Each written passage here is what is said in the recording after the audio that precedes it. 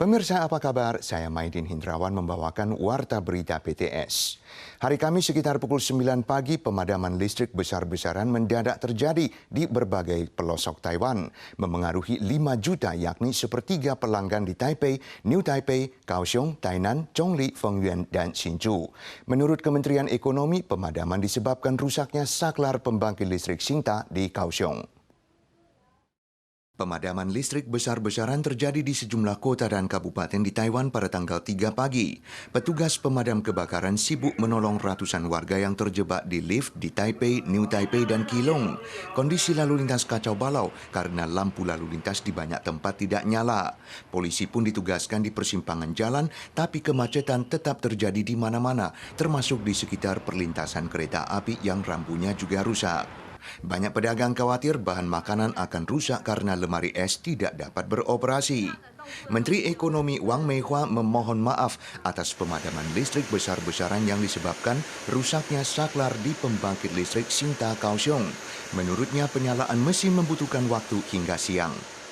主要是这个兴达电厂的开关站发生了事故那发生的事故呢就整个影响到这个龙崎变电所的一个运作。 Pemadaman listrik juga sempat memengaruhi operasi kereta TRA dan HSR. 3 jadwal kereta HSR dihentikan, sementara kereta listrik TRA seksi antara Xingying dan Fangliao semuanya dihentikan. TRA akan mendirikan tim respons untuk menangani antar jemput penumpang di kedua stasiun. Meskipun belum membuka kembali pariwisata, Jepang mulai 1 Maret mengizinkan pebisnis dan pelajar untuk memasuki Jepang.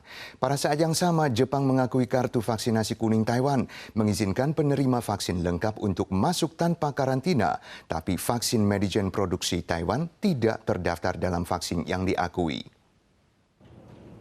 Sertifikat vaksinasi Taiwan yang umum disebut sebagai kartu kuning telah diakui Jepang. Mulai 1 Maret, Jepang mengizinkan pelaku perjalanan bisnis jangka pendek dan yang telah menerima vaksinasi lengkap untuk memasuki Jepang tanpa karantina.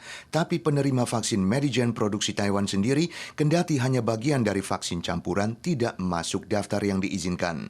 Andai kata belum menerima 3 dosis atau tidak memenuhi syarat lain, pelaku perjalanan tetap harus menjalani isolasi, tapi durasinya diperpendek dari 10 menjadi 7 hari. Jika ingin lebih pendek lagi, boleh mengajukan hasil negatif dari tes PCR atau tes rapid pada hari ketiga. 150 perusahaan Jepang untuk pertama kali dalam 2 tahun bekerja sama mengadakan rekrutmen bakat. Sementara di Taiwan, Biro Pariwisata sudah mulai mempersiapkan kebijakan untuk menangani peluang pembukaan kembali pariwisata pada paruh tahun kedua. Pasukan Rusia tanggal 2 meningkatkan serangan terhadap kawasan Ukraina Utara, Timur, dan Selatan. Di kota pelabuhan Mariupol, ratusan orang dikhawatirkan tewas. Kota terbesar kedua, Kharkiv, juga tidak henti-hentinya dibom. Sementara itu, miliuner Roman Abramovich yang berhubungan erat dengan Presiden Rusia Vladimir Putin membuktikan akan menjual klub sepak bola Chelsea untuk membantu korban perang. Pasukan Rusia meneruskan serangan bom dan rudal terhadap Kharkiv, kota terbesar kedua Ukraina. Suara pengeboman terdengar sepanjang hari pada tanggal 2. Prajurit tentara payung dilaporkan mendarat malamnya. Menurut pihak Ukraina, beberapa pesawat tempur Rusia sempat dijatuhkan, tapi serangan rudal telah mengakibatkan 21 kematian dan 112 luka-luka dalam 24 jam terakhir. Dan sejak pecahnya perang, lebih dari 2.000 warga sipil telah meninggal, termasuk banyak petugas penyelamat. Dalam sepekan terakhir, Rusia telah meningkatkan serangan terhadap kota-kota utama di Ukraina Utara, Timur, dan Selatan. Di kota pelabuhan Mariupol, jumlah korban yang tewas mungkin sudah ratusan. Perang ini tampaknya juga telah mendampak dunia olahraga. Miliuner Rusia Roman Abramovich memutuskan menjual klub sepak bola Chelsea miliknya dan berjanji menggunakan uang yang diperoleh untuk membantu korban perang di Ukraina. Kabarnya Chelsea dijual dengan harga 3 miliar pon.